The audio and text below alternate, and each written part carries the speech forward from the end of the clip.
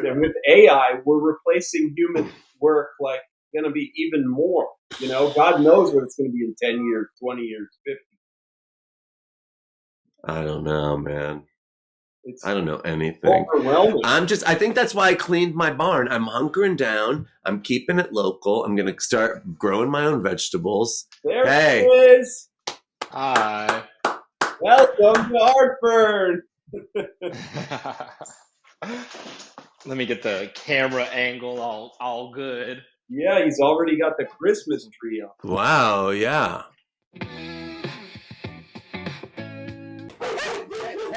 Maybe can you put them somewhere? Okay, yo. Okay, welcome. Here you are. Everything is chill now. Let's start from scratchy food. Okay, great. My dogs might bark though still. Yeah. We know. So I guess first thing, how do you two know each other, or do you? I know there's a Houston connection. Preston, what's your take on this? So I think I saw Topper on Instagram, and that he, was this interesting art guy and entrepreneur who recently had moved to Houston. And I think you found maybe the Mark Flood account, and I saw your account through that, and was interested. I'm like, what is this guy doing? He's doing something in fashion in Houston, has this warehouse, collects art. And so that piqued my interest. And I think I just messaged you. I'm like, hey, what's up? I'm from Houston. Let's connect. And we've kind of been putting this off for a little while. And here we go. We get to publicly record our first real conversation, because Topper came to my opening in Houston 8 days ago. But, as an artist at the opening, it's like the worst time to actually get to know someone. What's the Mark Flood account, or what was that? Mark Flood is my favorite artist and mentor and best friend, and I started an Instagram for his work during COVID when I was in New York, because he just has such an oeuvre that people have not really ever seen before, that I felt deserved to be seen. So I just started posting stuff on there, and it's turned into a big thing, and it's really fun. How did you meet him and get authorized to do that? And then we'll go into you, and we have so many questions. Yeah, for sure. He's based in Houston, right? Yes, Mark is in Houston. I met him in 2017, 2018 at a Paul Lee opening at this gallery called David Shelton Gallery. And that same night, I also met Matthew Brown of Matthew Brown Gallery. This is a few years before he had his gallery opened in LA first. And Mark and I had followed each other on Instagram. He had his own account at that time. And we just, followed each other. And then at that time, my Instagram was called Culture Bitch. And he came up to me at the opening. He's like, "You're a culture bitch." And I said, "You are Mark Flood."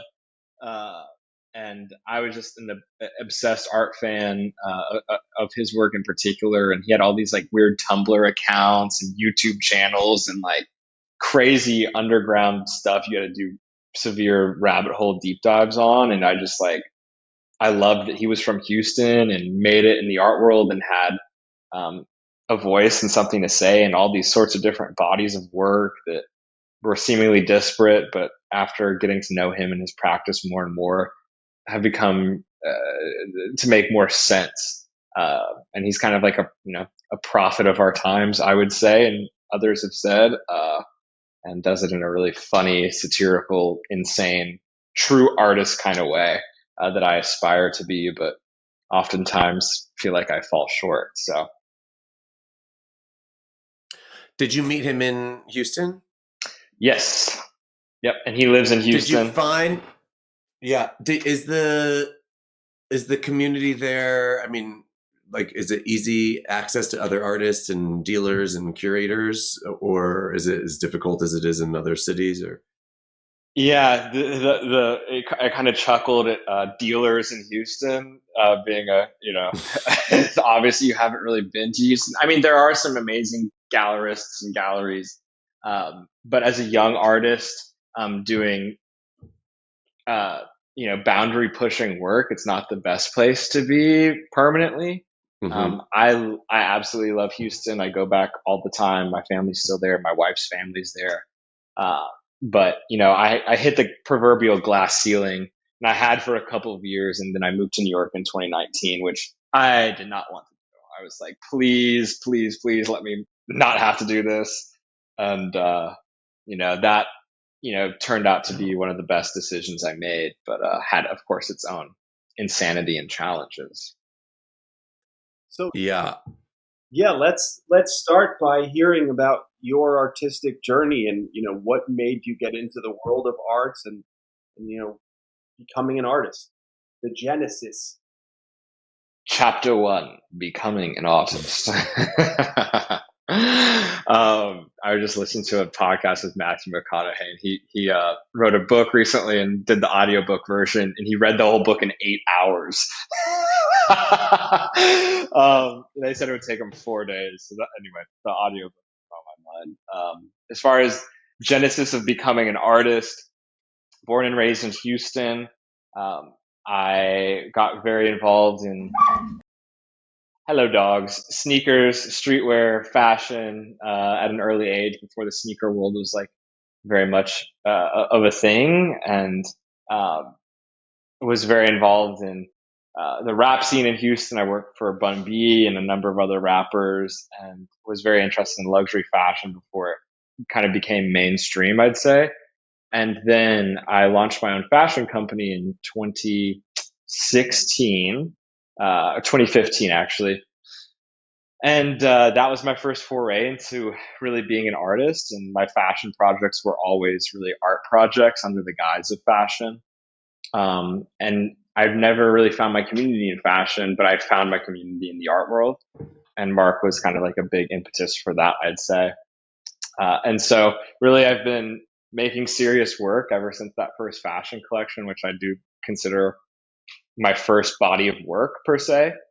But was always interested in music and poetry, and all of these sorts of things. I never took art classes. I was more into, skateboarding and music and basketball and partying. And the idea of like taking an art class never even like crossed my mind. I just always was making something. So into your, or when you first started making like quote unquote paintings, how did fashion sort of enter into that space? Yeah, so with fashion, the projects take 9 months, a year to go from raw emotion to physical object or manifestation of that. Oftentimes emotional turmoil that would lead me to making a collection. With fashion, I'm sketching everything out, writing, and then it takes a long time and so much collaboration to get from point A to point B. Whereas painting became such an immediate thing where I could go down into my garage. My design studio was kind of like upstairs in the office area, and that I could make a painting in 30 minutes and go from emotion to physical object, an expression of that emotion in such an immediate way. And so that was my first real attraction to painting. And it was a very individual, sacred, personal experience. And I didn't have to deal with, fabric suppliers and the garment cutting and, the pattern making and all of these different people that go into making a jacket per se. That was kind of the first relationship with painting. And then over the years, it's really evolved into now the painting sometimes take 9 months or a year to complete. But that a relationship between doing projects that are very collaborative, that take a lot of effort, that take a lot of time, and then also having something that is maybe more immediate, like writing a poem or, picking up a guitar and playing that, or, some of the work I make, takes, a day to make, excluding preparation and stuff.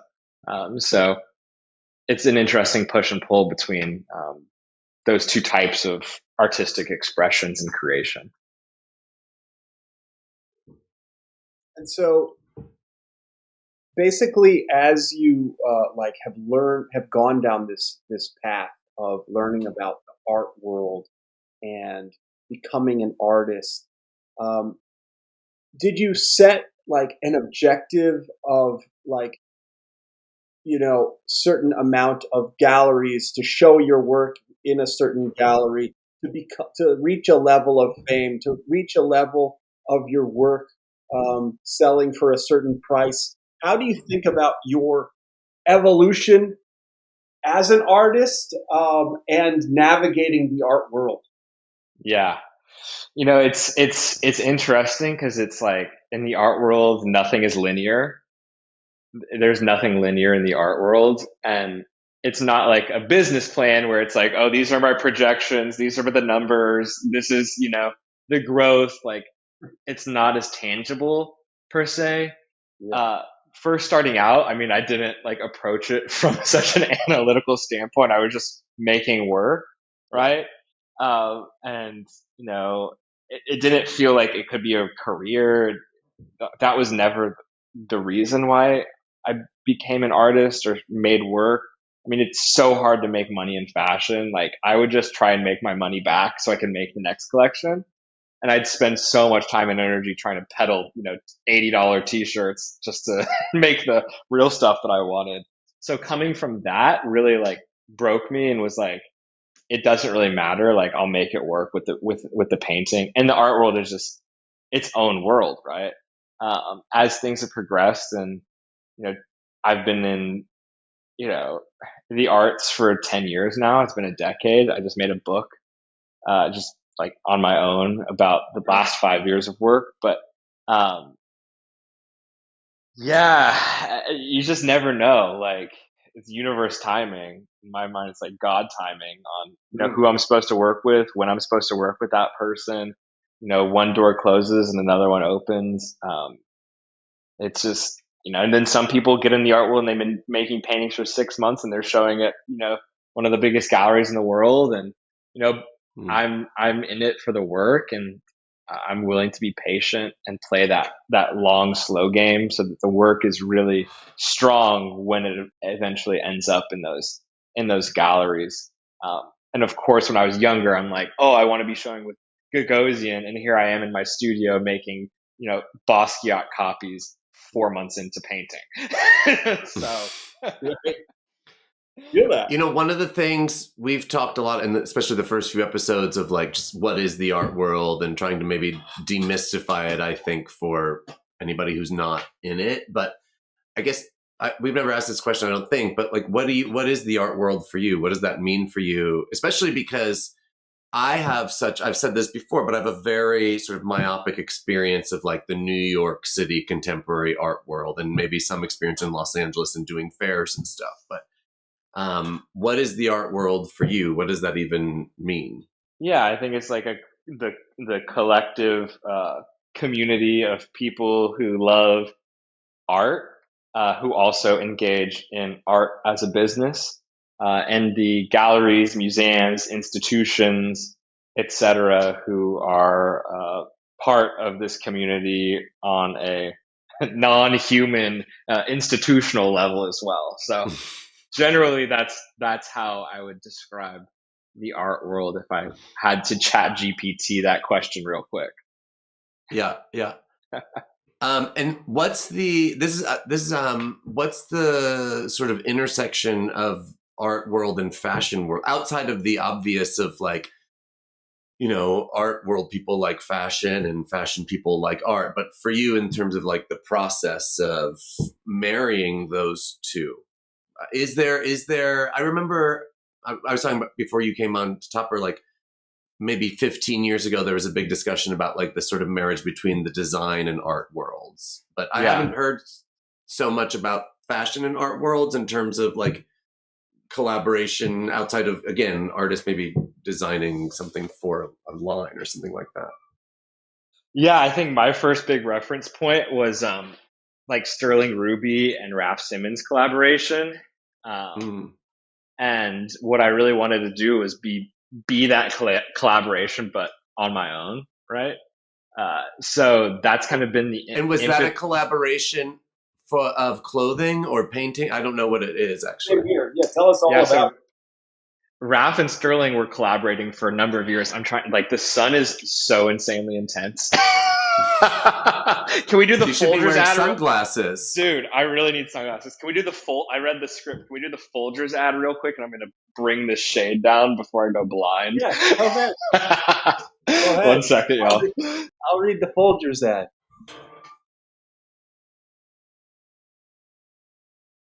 Best part of waking up, Folgers in your cup. Whether you're an artist pulling an all-nighter, or someone just trying to survive the morning grind, there's one thing that fuels creativity like nothing else: Folgers coffee. Imagine this: you're staring at a blank canvas, or a blank day, and then that first sip hits. Suddenly, the ideas flow, the brush moves, and the world makes sense again. Folgers isn't just coffee, it's the spark to light your creative fire. So grab a mug, take a moment, and let Folgers be the foundation of your masterpiece. One more time, everybody. The best part of waking up is Folgers in your cup. Now go make some art. And maybe another. Topper, I mean, you Topper, have a voice on you.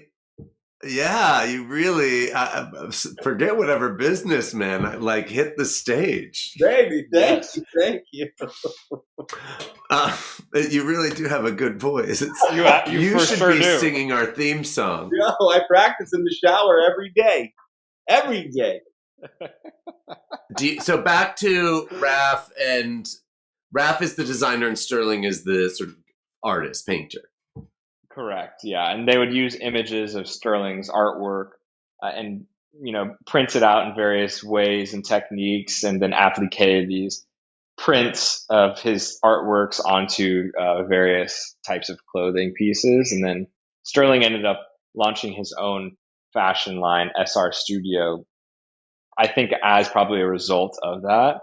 But Wow. even when Raph was creative director of Dior, there's a fantastic documentary, Dior and I, Raph, when he was creative director at Dior, where Raph used a number of Sterling Ruby's spray paintings, some of my favorite paintings probably ever, and took high-res images of those and then printed them out on various fabrics and created incredible gowns out of these images. And that was so boundary pushing at the time. And so punk rock, especially doing it at Dior. And I remember watching that movie and crying. And that really was a huge inspiration to me in my really collaboration now with myself. Why does that work so well? There's just such an extraordinary crossover of customers of Raph Simmons that like this type of art. Yeah, you know what? I don't know if it worked that well because Raph was only creative director of Dior for a few years. I mean, why does a collaboration like that? Yeah. Is that the objective? It's like, yo, we need to, get crossover customers.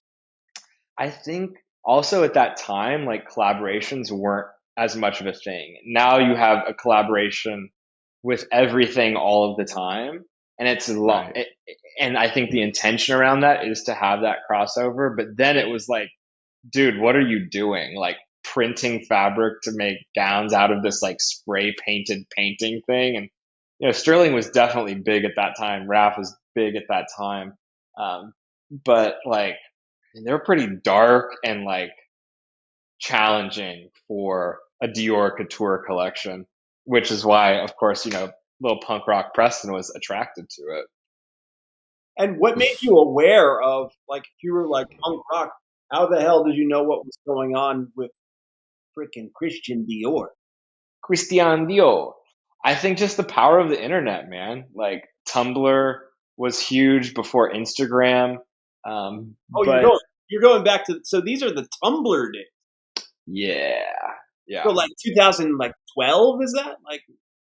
Yeah, around that area. I think around that time. I'm not exactly sure what years. I think a little bit after then, but I mean, just becoming obsessed with like fashion on Tumblr and like all these sneaker forums, like just all these different forums, like before Instagram was as much of a thing. Yeah, going back then for sure. Are Wow. you still designing collections now? Not collections, but like project based fashion projects. Like the last one we did was the repurposed religion project. Actually, the last Hmm. fashion project What we is did that? was uh, the repurposed religion project. Is this intersection between fashion, performance art, and music? And we debuted that here in Los Angeles, October of last year. Uh, and then the last fashion thing we worked on was me and my design team here in Los Angeles designed my wife's wedding dress. And so that was Right. I about was a 3 month process. So that was pretty wild. And did that, I think I read somewhere, maybe on your Instagram or something, that began this process of these wedding dress paintings. And because you were sort of you were going to thrift stores and finding old wedding dresses. Yeah, the creation of the wedding dress and also of course the wedding and all the emotional and spiritual and physical connotations with that, you know, commonplace ceremony we do as people, really sparked that wedding dress series. I had a dream when I was in Houston, when I was there we got legally married in Houston in July. And I had a dream one night that I was making sculpture out of like this like metal, like silver aluminum swaths that are kind of melded and curved, and that work ended up becoming this work that's behind me. And then the Hmm. second night, I had a dream I was making paintings out of wedding dresses, and I very rarely have dreams along those lines, but I took it as a message, and I got back to my studio in Los Angeles, and I started working on that sculpture that's now behind me, and then making the first wedding dress painting. Wow.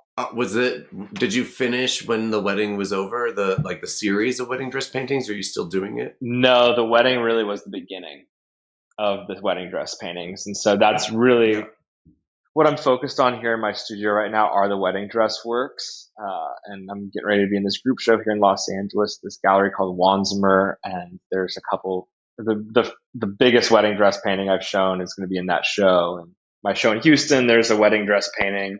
And then I just got my first commissioned wedding dress painting. And part of this kind of relationship between fashion and art is I always dreamt of having these art collector clients that my gallerist would connect me with because maybe they liked my artwork, but creating full on custom couture outfits for these clients and Mm. coming at it from the lens of an artist and Wow. actually expanding past like just clothing, but creating custom spaces in people's homes. And so my mother is an interior designer, so I come from spatial design, and I really feel it like coming out of my my genes and my DNA now. But I have my first custom commissioned wedding dress client. She actually, bringing it back full circle, had a custom Dior couture dress made for her wedding that never ended up actually happening about 10 years ago. And the price tag on that wedding dress was $20,000. And Hmm. so I'm making a wedding dress work, the first commission one with that piece. And then I also have a client who it began a conversation around a custom sculpture for his home, but it's turning into actually redesigning his interior of his home with the design firm I collaborated with on this Houston exhibition. So those dreams are starting to kind of come to pass of like really taking uh, conceptually what I'm doing and physically what I'm doing with the work that's shown in the gallery, like outside of the traditional gallery walls and outside of the context of like a rectilinear plane. So yeah, And using the wedding as a theme in art is pretty unique. I like that. Can you kind of riff on that? yeah. With the wedding dress works, it's really strange because I'm just like letting it really just come to me. With a lot of the other works, like the zipper paintings, the super graphically oriented ones, I've been thinking about them for the past 4 years, writing about them extensively.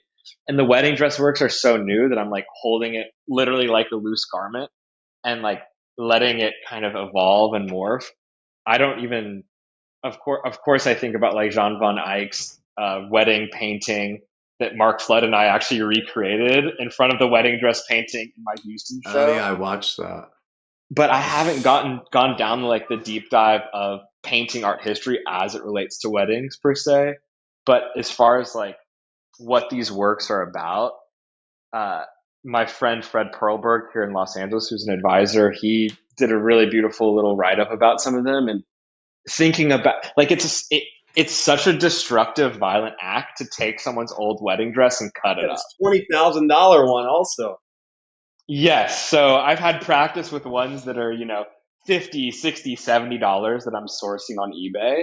And like there's a reason why someone is selling their wedding dress or someone else's wedding dress on the internet to begin with. So to take that into context.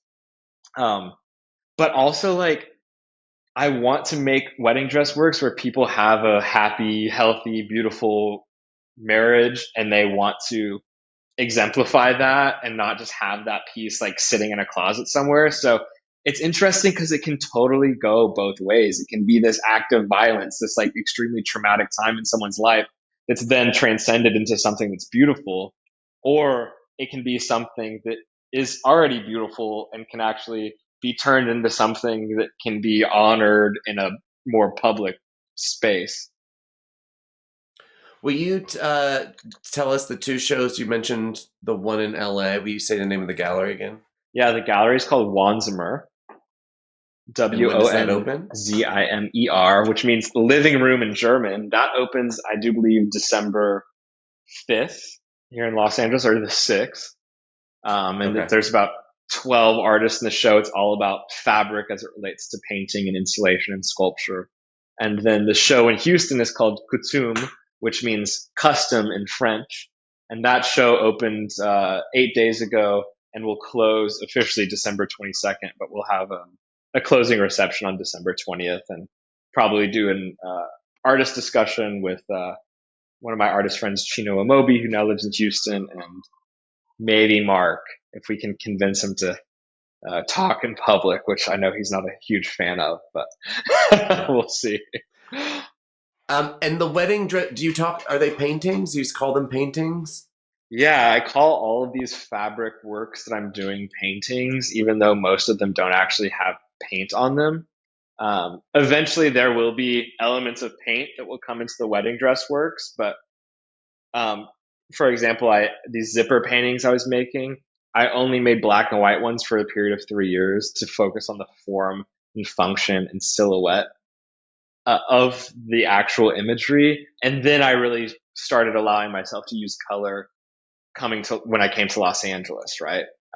Coming from New York to LA, like here's color, and it totally shifted the palette.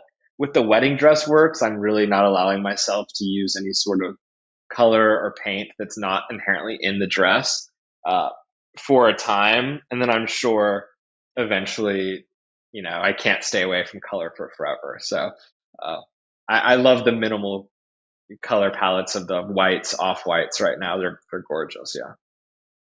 The zipper painting behind you, is that paint, or is it printed on fabric and then stretched, or is it painted, or what's the process? So it's a quite a process oriented, heavy work. So the zipper paintings, I collect images and physical objects in my life, and then I print out all these images. So it kind of goes from this digital realm, oftentimes, into this physical realm.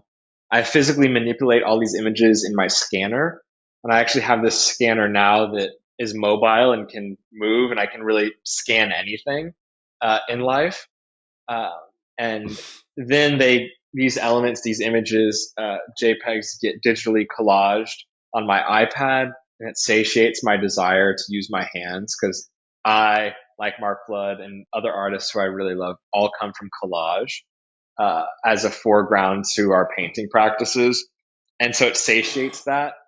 And then they get printed back out using traditional fashion printing techniques, mainly dye sublimation, onto various fabrics. The one behind me that has a lot of intense, rich color is on a fabric called charmeuse, which is like a satin, basically. But I've also used chiffons and organzas, which are transparent, so it can address the inherent sculptural nature of what a painting really is. and using these custom made aluminum stretcher bars as the supports behind them, to further that conversation. Like, is it a painting? Is it a sculpture? Uh, is it a remnant of a performance that's now on the wall? Like, all of these things I think about, but these are made in the context of painting art history, through the lens of painting. And so that's why I call them paintings most of the time. So you mentioned art history a couple times, and tell us, like, do you have any background in art history, and to what extent are you considering it as, in your process? Yeah, it's interesting because like as artists, like we are actively creating art history. For some reason, that thought just popped into my mind. Um, the only academic levels of art history I have are like my undergraduate studies and taking a few art history classes, which at the time, like, I liked, but did I totally love them? Not necessarily. Uh, I think for me, my love of art history comes from loving art first and foremost, and then figuring out who came before me and why they did what they did, and finding out who my favorite artists were, and understanding that lineage, and then that just naturally taking me back and back and back. And for me, like as a kid from Houston, um, I was so obsessed with art and had such a hunger for art because I felt like I'd kind of gotten everything I needed to learn from fashion on the internet. And so I then used the internet to delve into my favorite artists. And I watched every talk on YouTube that Jeff Koons had. I watched every single piece of content Art 21 produced, and like video content was much less of a thing then, 7 years ago than it is now. So it was really fun to like scour the internet and like try and find a Mark Grosjean interview. And there's like two on YouTube, right? And I just watch them over and over again and like see some weird sculpture in the corner that he's working on and be like, what the fuck is that? Like, I've never seen that. Like, try and get a peek into these artists who, had big careers, and just like see what their life was like, see what they were like, hear them talk about their work. And, everything seems so like readily accessible now, that I'm like, I don't know. I also feel like that time in my life of like intense exploration is over, and like I'm in the go moment where I'm like in action and like applying all those things that I learned and all those references that I had. And very much in production mode now. But all that was very helpful and necessary to like get me to this point for sure. Did Wow. you spend time at like the Menil and stuff growing up, and all? I mean, because that's like art history there, like in Yes, Houston. for sure. I had a little coffee date with a guy who runs a really cool space here, and he's from California, has lived in other places around the world. But I was like, we were talking about Texas and Houston. He's like, oh, I want to go. Like, what should I check out? I was like, you got to go to the Minot collection. He was like, what is that? And so, thank you for knowing what the Minot collection is. I think one of, if not the first private institutions in the United States. Um, Dominique de Menil comes from the Schlumberger family, so they, French oil billionaires, and they primarily were super interested in collecting surrealism in the mid 20th century. And Dominique was just such a visionary, like the Rubels, 40 years, 50 years before the Rubels, and like allowing these artists like Mark Rothko and Cy Twombly to actually create architectural spaces for their works to be not only seen but experienced in much more intentional ways. The Minot collection has the only Cy Twombly museum in the world, and that is where I actually had like one of my first spiritual experiences with painting in particular. And so that is like first and foremost the most important institutional space in my artistic career and in my life. You kind of have a Dash Snow A dash know what? vibe to you. Well, I will take that. And I mean, I guess you know that Dash was a relative of the Manils. Yeah. Yeah. Why I bring it up. But can you tell us a little more about that spiritual experience? We love that. And also where it sort of I've read it a lot on your website and on your Instagram, like it exists a lot in your work. And I guess, can you tell us how outside, I mean, like a wedding is maybe an easy draw, like a wedding can be a spiritual ceremony. And so there can be, but in the other work or just in general, how does spirituality sort of impact Yeah, for your sure. work, your life? First point on Dash, I had lunch with Mark about a week and a half ago, and I learned that Dash is one of the reasons why his first dealer, Javier Perez, actually found out about Mark, because Dash was raving about this guy in Houston who was making this crazy work. So there's another, and Mark worked at the Manil for 20 plus years, and his mentor was Walter Hops, and talk about art history and that lineage. And I learned all these stories of Walter and all of his experiences through Mark, and then I kind of hope that I get to pass those stories and those experiences on to people I talk to in situations like this. But Topper, real quick, that spiritual experience, I go the wrong way in exhibitions, like just naturally. I don't know why, if I'm like just anti-authority, but I went to the right in the gallery, and that's like the finale. And there's this massive, like 40-foot long, 60-foot long painting that's like 20 feet high, and it's all about birth and death. And it's funny because the birth and the death like are actually reversed also. So the death is on the left side and the birth is on the right side. But that painting just like was so overwhelming of an experience to be so immersed in that. Yeah, by Twombly. All the works in this museum are Twombly, and he helped design the space as well. So that was my experience with that. And then RJ, to like address your question, to me, like all my work, like we are on this earthly plane, like spiritual beings having a human experience, and all of my work is like physical manifestation of what I'm learning. And so that came to me about a year ago when really critically thinking about like, why do I make work? It's really to sometimes edify whatever lessons I'm learning, or to help me actually work through things. The wedding dresses, like, sure, they're spiritual experiences, but also like there's so much tension in that. Commitment and intense love and societal and cultural pressure to perform and to be something that is challenging sometimes. And that I think is reflected in the actual work, where the wedding dresses are holding on to the stretcher bars, this super rigid, strict system, and the dresses are kind of just hanging on there, stapled into the back. And you can feel that tension sometimes. And sometimes there's, a lot of room for the fabric to drape. And so I hope that kind of emotional connotation is expressed through the visual language and medium. Can we intuit that you were stressed out about your wedding?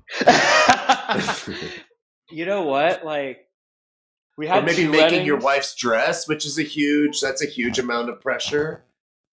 Yeah, I mean, I wouldn't like. Yeah, of course, there's like stress, and like with any wedding, like crazy family drama comes out of the woodworks left and right. Like we've got time. Yeah, dude, it was. Dude, like all of my like guys in my life, all my like spiritual advisors were like, this is just part of the game. Like people get weird, it's intense, and it's a good intense, but it's also intense nonetheless. Is it about control? Is it about money? Is it about power? Is it about, what do you think it's about? I'm sure in some families it's that, right? But for, I think our families, it's like on my side of things, it's like working through generational trauma, and, you're talking to the right. The two become one, and like you know, your family stuff becomes part of me now, right? Mm. So it wasn't that crazy, but at the same time, like all of those experiences and those emotions, like Stepping have into. come through the work. Yeah. Wow. Is your wife an artist, a designer, or what's her space? Yeah, she is an artist in her own right. She has been a dancer her whole life. Hmm, And she choreographed and danced in the Repurposed Religion performance. So that was like our first big cool. collaboration together as a couple. But she, has taught Pilates, and she made a number of works through a collaboration with an artist when she was living in Houston, physical objects. And her latest project is she is launching a somatic healing course that she's created from scratch. And it's all about What's relieving. what's somatic healing? Sorry, I don't. Yeah, it's like basically simple movements that release trauma and stress in the body. So we think of yoga when we think of um, healing movement practices, and yoga is great, but also that's its own thing. Somatics can be a lot of things, and it's a pretty kind of catch-all term. But hers, because of her experience, are really focused with movement, and so a lot of these somatic movements are very slow, methodical movements that are repetitive and seem like, oh, that's super easy. Whereas you're in the gym, like, bench pressing and working out. But these, through the extremely slow movement, actually release a lot of energy that's stored in the body and are super intense experiences sometimes. And there's breath work associated with a lot of the practices. But for me, like, I've dealt with this chronic pain in my mouth for years. And through her somatic movement guiding me, uh, like barely any pain anymore. And I've done everything in the book. So, I'm a happy client for sure. Grateful she's my wife, and it's kind of new uncharted territory uh, for most people. I feel like. Let me ask you this, Preston. I feel like I'm like Dan Rather or something. You are. I used to love Dan. I used to love Dan Rather for some reason, but it doesn't matter.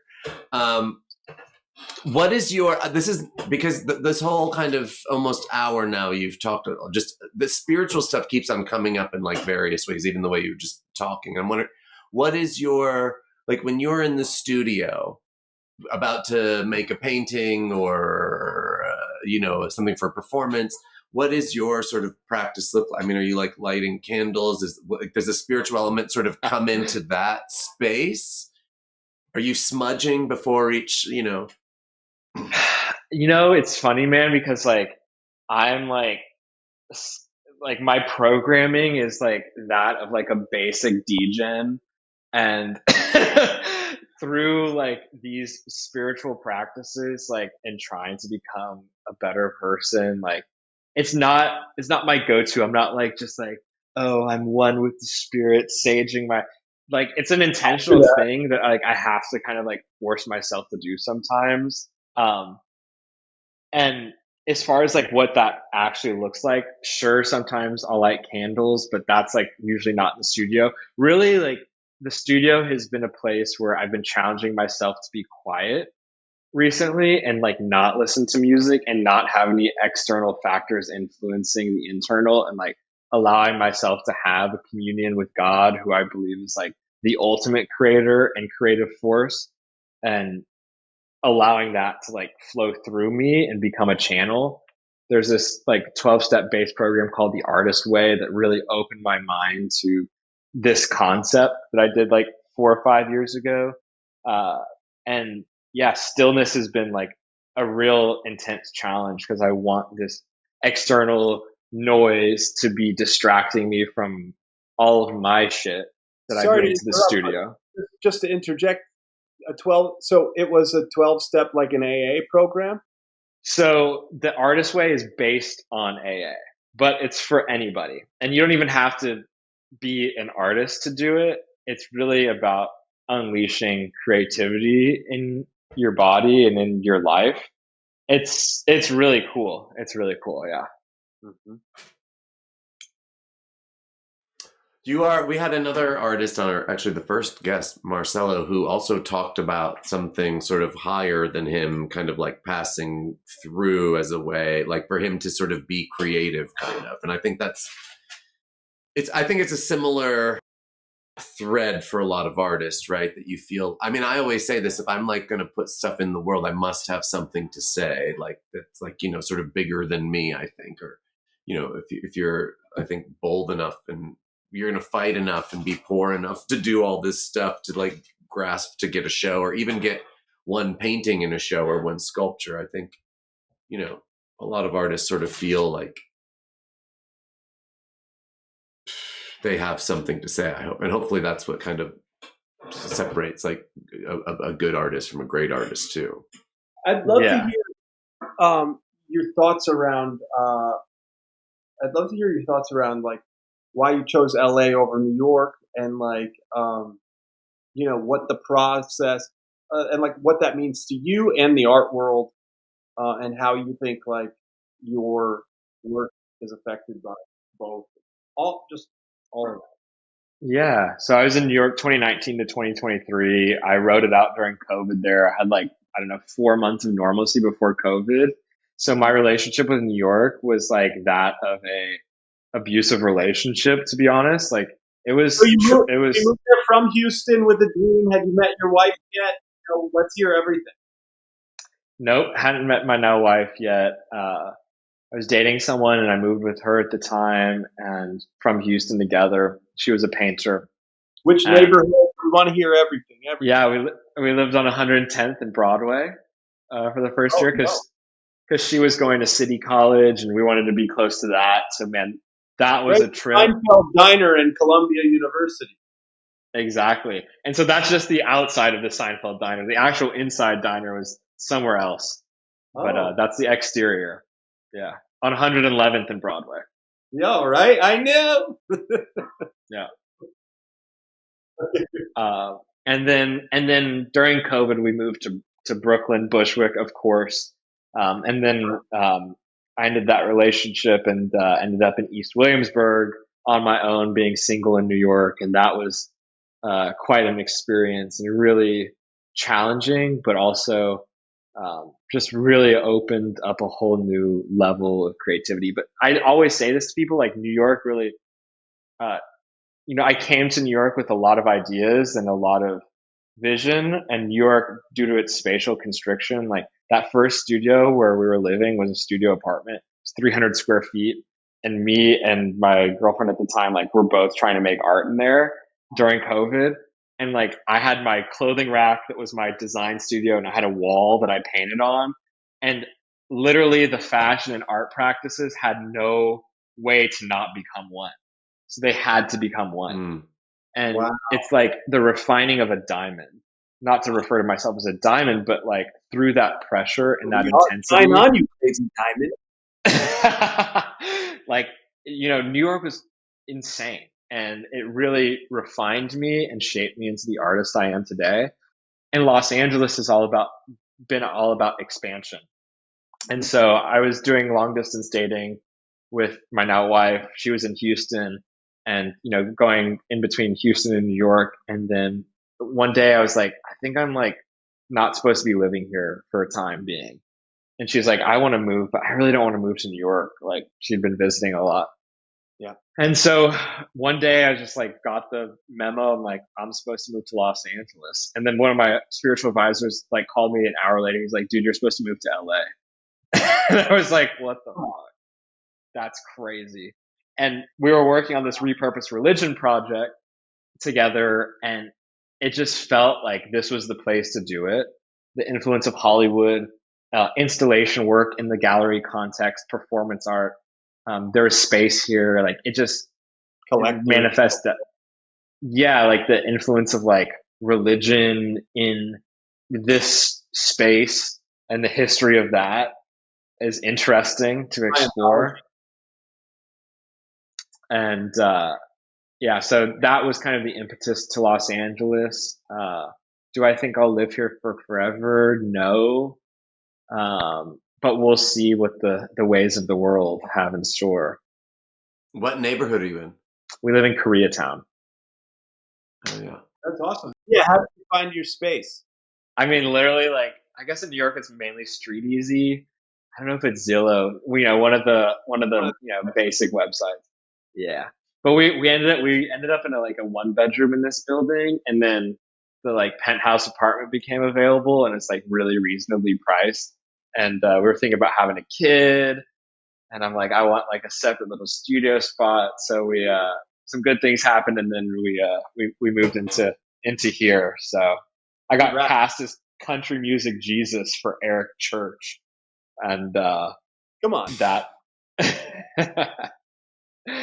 Like an acting gig? I mean, like very very simple acting gig, but yes. That's fucking awesome. Congrats. Do you have a representing gallery?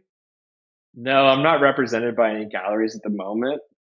Officially, I've worked with a lot of galleries. I think this idea of representation is changing. I'm open to it, but the art world is all about relationships, and it has to be the right relationship, right? Um, my work is quite broad and expansive in various fields, and for a gallery to represent me, like I want to feel like edified in their belief of the practice. So anyway, we'll see. I made a book of like my 105 favorite works over the last 5 years, and I sent that book to my top 10 favorite dealers around the world.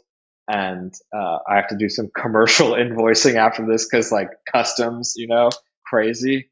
Yeah, Uh, yeah. and just all these big dealers have just been following what I'm doing, and just I see them watching everything I'm doing, and it's kind of like high school all over again, where someone else is just like waiting for the first person to make the first move, right? Never end. And it's an exciting position to be in. I'm super grateful for it, and I'm just like focused on um, doing the next right thing and the work. And yeah, the book is freaking rad. I'm super excited for it, and we'll see what happens. So I have a couple galleries in particular out of those 10 that I think something is going to happen pretty soon, but we'll see. So And how do we get the book? Can we get the book? the book is not a for sale situation. Like for friends that Yeah. want one, like I can order one for you. Yeah, like I But produced it's a unique. It's an object.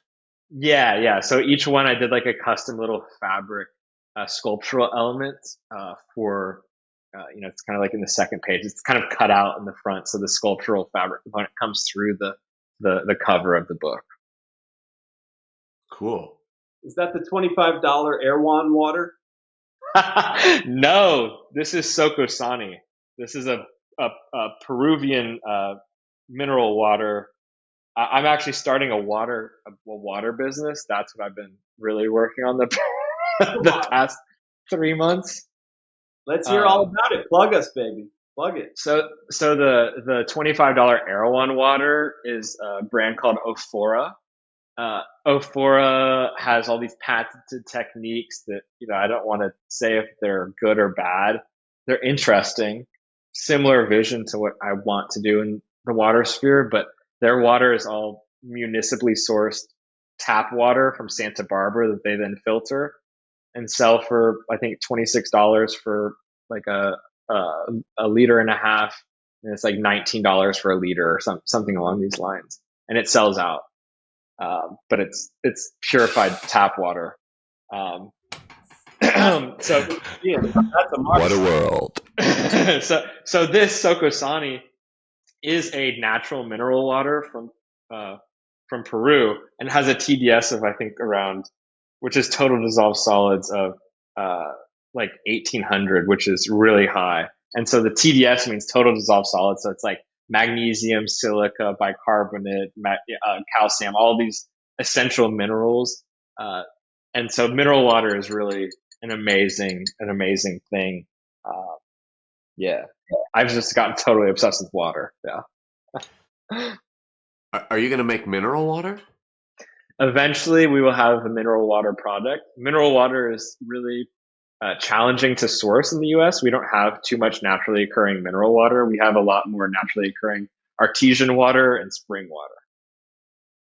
Will there be artist designed bottles?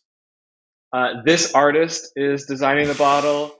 There's a brand That's called right. Life. There's a brand called Life Water, and again, Oh it yeah. was purified tap water that they then collaborated with artists to put like painting images on plastic bottles. I had a friend or two do one of those, and then they made like videos about them too. I Yeah, remember that. we will not be I selling remember. purified tap water in plastic bottles, but there will Don't be. hate the player, hate Right, the right. game.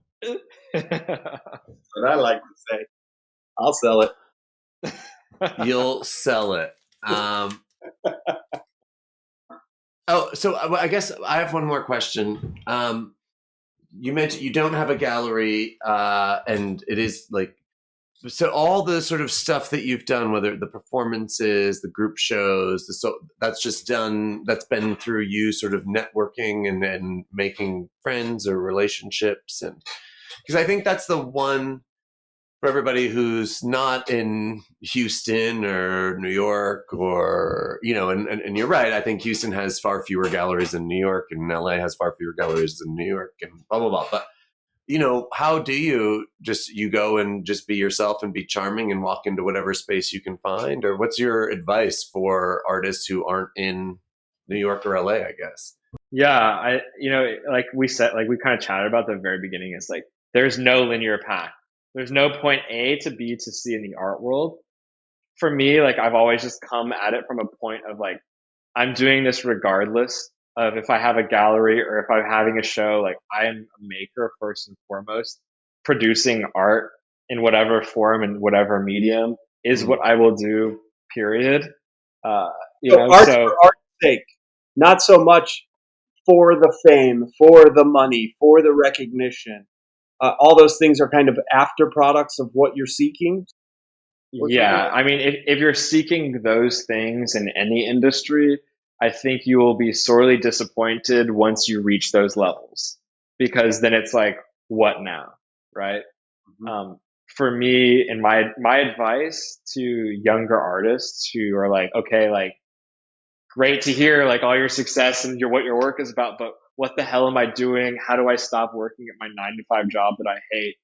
Well, my recommendation is to like get a job that's closer to what you would want to be doing. I've worked at many galleries. I've worked for many artists. I've done, all sorts of crazy jobs as it relates to the art world.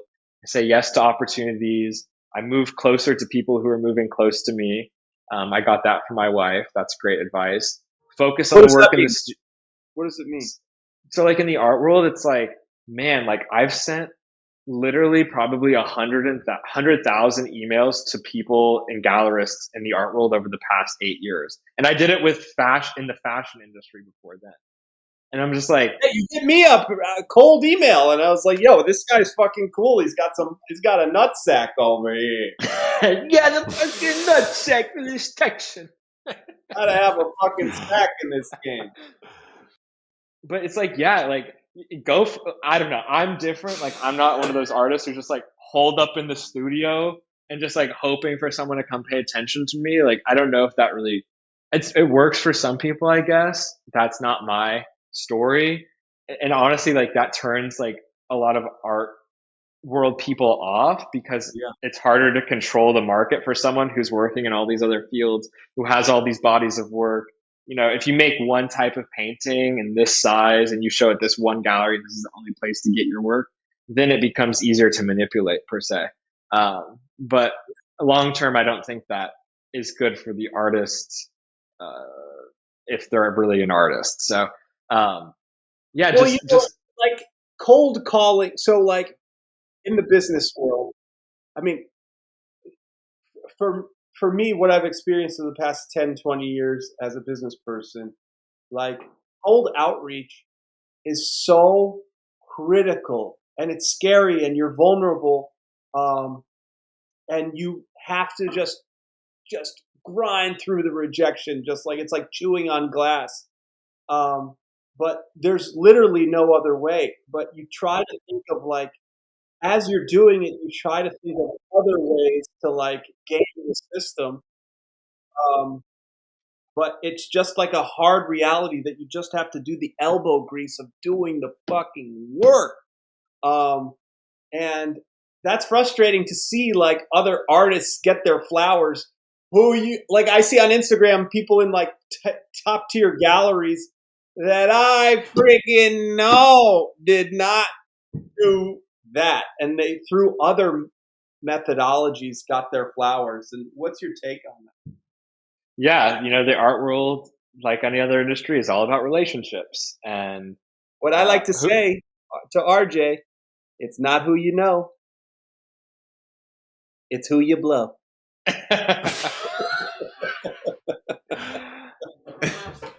He does like to say that, I guess. On our text, he does talk about blowjobs. Oh man, David Blowy. yeah, and again, like that is not limited to the art world, right? Uh-huh. So I think, yeah, it's But it's interesting. I've seen people have success. Like I have a friend who's made a successful movie, a really successful movie, was nominated for Oscars, and that got him his next project. And after that, he was struggling to find anything. Like I've had solo shows in New York, and I have 2 sort of ready to go, and I don't have a home for them. So I think it's even really famous artists, I think, have struggled with representation but I think I like just what you said though, like you just are, there's a compulsion to make the work, like you have to make the work. It's just sort of, I think that's another like a sign of like a real artist or something, right? Like you're not sitting at home waiting for the gallery walls to sort of pop up. You're creating them for whatever you need to make, that you're feeling sort of compelled to do. Exactly. And like this repurpose religion project, like I bootstrap crowdfunded $8,000 to do it here in Los Angeles. I asked all of my friends for 100, 250 bucks, right? And that's how I made that project happen. Wow. Well, I want to do the next repurpose religion album. I made the album. We're like ready to go with the performance, but I want to do it on a bigger scale, and it just was not happening. I was trying to fundraise through selling some work to some particular people, and it just wasn't working. And I'm like, okay, like I take this as a sign I'm supposed to wait on it. And then the water business has really come out of the place of like creating generational wealth for my family outside of the art business and being my own sponsor, like having my own space.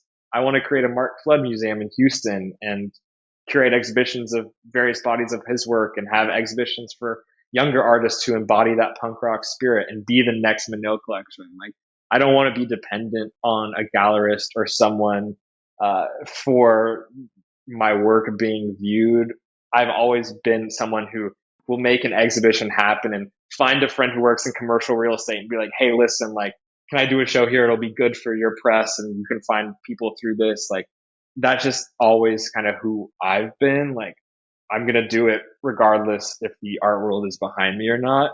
Wow. And now, since I've been doing that for 10 years and have struggled and like had to fundraise $100 at a time, and like the work is really coming to fruition and coming to its own time, and people are seeing what I've been doing for all these years, it's like now the momentum of the art world being behind me for everything I've built is becoming very clear.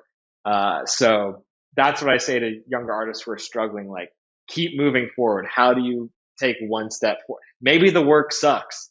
Like, maybe your art is bad, and that is a different conversation to have and a different set of approaches. But, did I make good, maybe I'll look back 10 years from now and be like, I cannot believe I was making those works, right? I doubt that.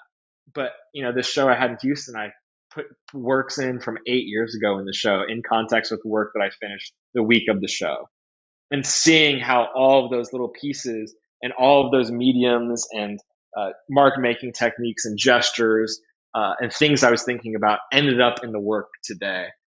So it's not all lost. And to what extent are you thinking about what will sell in the market, or what you can sell? Yeah.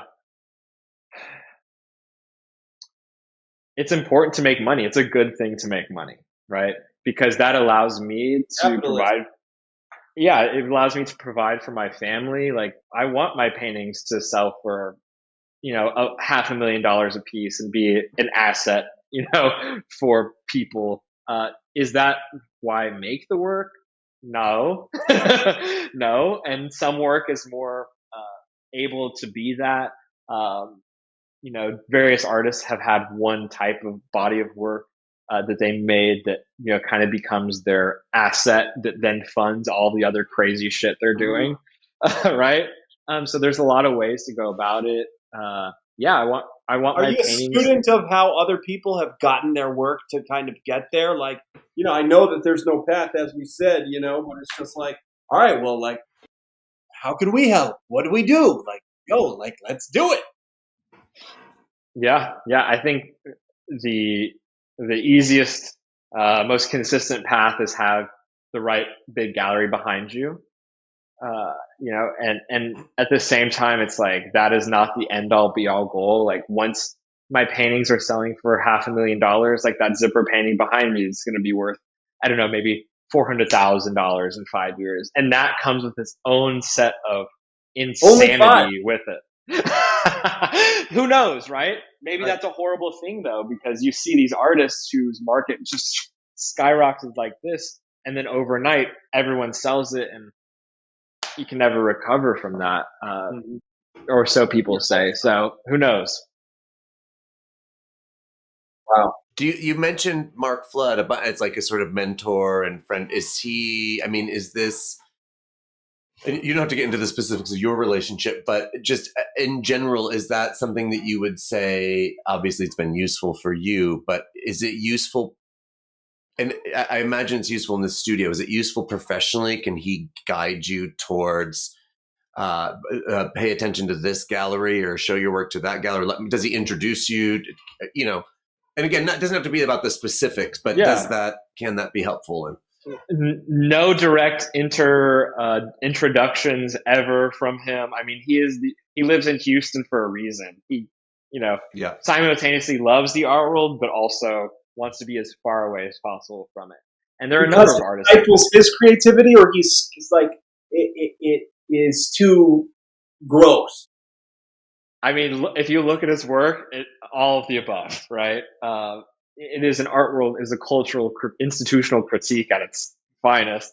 Um, but yeah, like anyone in any industry would recommend you getting a mentor and like having people a few steps ahead of you help guide you through that. So I have a number of artists who I refer to for many different things who are in many different levels ahead of me. And then I also try and mentor younger artists and help them. And, for me, good things always happen when I'm of service to people. And I encourage, younger artists to find someone who's like one step ahead of them and then find an artist who's 10 steps ahead of them. And just, me and Mark's friendship came out of like me just having questions, like not trying to get anything from anyone, because that is really easy to pick up on. And like genuine connection doesn't come from people wanting something from you. It comes out of, curiosity, really. in a chemistry, right? Like you guys actually like each other. People like each other, then you can sort of Exactly. organically develop whatever's going to happen. Um, well, I guess the question I always ask: do we have other questions, Topper? That's it. That's our hour. This is the sort of question I always ask everybody: is like, what do you want from the art world? What do you need from the art world? And if you say money, specifically, what for? Because everybody wants more money, right? But like, from this art world that we're trying to identify what exactly it is, like, what do you need from it? Yeah, I don't know if I need anything from the art world. One of my desires has always been to have that gallery to represent me and my work in a way that I can't do alone, and to have that not only co-sign, but also being at the point where it's a lot to manage exhibitions and logistics and client relations, and having a good partner to do that with, where we are able to mutually benefit each other. I think that is kind of becoming an imminent next step in my art career. Um, and having that big first New York show, really, Mm. I keep having a vision of having my next repurposed religion performance, which is called Revival, in this particular gallery in Tribeca, and having, a painting exhibition uh, that coincides with this performance.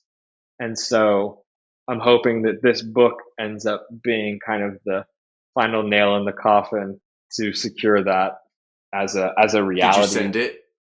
You sent it Yes. to that gallery? Yeah. Yeah. Yeah. I don't know the gallery. I mean, I don't know what I might know it, but I'm gonna light a candle and smudge it for you. And Let's go. you can, Pour some tap water out for your homies. yeah. I have filtered water here. Actually, I have many kinds of filtered water in my house. Actually, No fluoride. so RFK, make America healthy again. So you have to be careful with the filters, though, because you can get a TDS, which is a total dissolved solid measuring device, just super cheap on Amazon. And some filters actually come with it. But you can measure like the tap water you're doing. Mine, for example, is 360, which is insanely high here in Los Angeles. And then I had this Berkey, which is like marketed as the best filter in the world. And oh yeah, I know that one. it only got the TDS down to 348. So it's filtering out 12 dissolved solids, which is like next to nothing. So, and then some filters. What do you like think about well water? Yeah. Well, what do I think about well water? It depends on the well, right? So that's really the the Okay. number one factor. Yeah. But you can like water test your well. I mean, the thing about wells is like groundwater, you know, what's happening in that ecosystem will affect what minerals and metals and potentially pesticides are in that well. Right. As far as I know, this is what I've heard. No pesticides have ever been used on this land that I sit on. Honestly, I feel like well water. I would drink that 100% It's over any the tap. lead in the old lead in the pipes is the thing you have to watch out for in well water. Sometimes, back in the day, or the iron, heavy iron content. I'm sure I have an iron deficiency, so I'm okay. I've been eating a lot of spinach because I've been running so much. The filter I have those. I put charcoal sticks in my like water jugs. Yeah, I was doing that too. And then when I got this new well, though, there's like a filter that came with the well that like filters it because I think there's like sediment and stuff. Anyway, I don't know. I'm gonna find out the brand though. Yeah, that sounds cool. Right, where do you live that you have a well? I live in the Berkshires in Western Massachusetts. I live at like on the end of a dirt road on 80 acres. And actually, I wanted to look this up. Was Christopher Robin, was Winnie the Pooh's forest 80 acres? Does anybody know? No, it's the 100-acre woods. Oh, 100-acre woods. Okay. Because at some point today, I was like, I think I'm Christopher Robin in these 80 acres, but it's 100 acres. Mm-hmm. Shit. We have Topper, local resident Winnie the Pooh expert tapping in. Yeah. I think E.E. Milne or something was the author. I forgot exactly. A.A. Milne? Yeah, some shit like that. Yeah. And Topper, how did you end up in Houston? I have 100 questions for you that I didn't get to, but I was just telling RJ how I got in the used clothing business. I was wholesaling used clothes to TV and movies and vintage stores. And basically, I realized I wanted to do it on a big scale. And I was living in freaking Greenpoint, Brooklyn. And I was like, maybe I'll try to rent in a warehouse in the Bronx or something. Well, I just talked to one of my suppliers, and he was like, yo, if you really want to build a big business, like, you got to be here in Houston. So I scratched together some money and moved out here and grew the business, and it's been a wild ride. And I moved out here in 2019. So I was NYC 2001 to 2019, and then Houston 2019 to 2024. Wow, we traded places, brother. It's wild. I know. And so you did a fundraising campaign for your company? Yeah, I did raise some venture capital. That was freaking wild. I'll talk to you about it off the video. And raised some money and grew the business, and it's been had some ups and downs, and it's been what a long, strange trip it's been.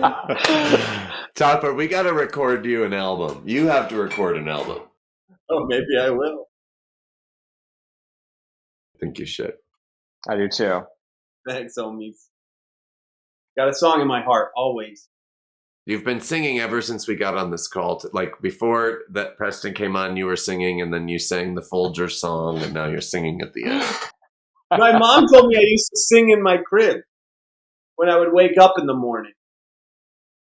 That's awesome. What were you singing? Folgers. Yeah. Is she Italian? Yeah, she's not fully Yeah. Italian, but has, But that's what like Italian moms tell their Italian sons because they can do no wrong. You were just crying and whining like a bitch, and she's like, "Oh, my baby." Now, Italian mothers and their sons are like, I say this with an Italian grandmother and her three, my dad, like insane. You know, Topper. You know. Oh, you're calling me on my bullshit, and I love it. Yeah. Topper's melodious. You were whining and full of shit in a diaper, and your mother's like, "Oh, the beautiful baby singing."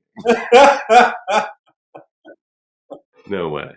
Oh, I'm knocking my computer out. Well, Preston, yo, thank you so much for joining us, man. This was awesome, and I'm so stoked about everything you're doing. Thank you, man. I appreciate it, and thank you so much for coming to my opening a few days ago. Pleasure and enjoy it. Great job. Congrats on that, too. And people can go to your website, PrestonDouglasBoyer.com. That is I. And what's your Instagram? Same deal on Instagram. Spell it out, baby. P. Oh, no, people can figure it out. Preston Douglas Boyer at Preston Douglas Boyer. I don't know. Who's the new, we have, the new tech person, editor, I'm just going to call Earl from now on because it's just a generic name because we've gone through two already. One tried to steal something. One was mentally unhealthy. We don't know what's next. Who's editing anything? So Earl, just pop these things up when you hear it. And maybe, can you send a couple images to Topper of like the wedding and maybe a zipper painting? The stuff we talked about so that when we talk about it, Earl can put it up on the screen? Yeah, for sure. We can do that. Cool. Fantastic. Okay. Have a great Saturday night. Awesome. Yeah, you too. Thanks, Topper. Thanks, y'all. Hey. Bye. Let it take you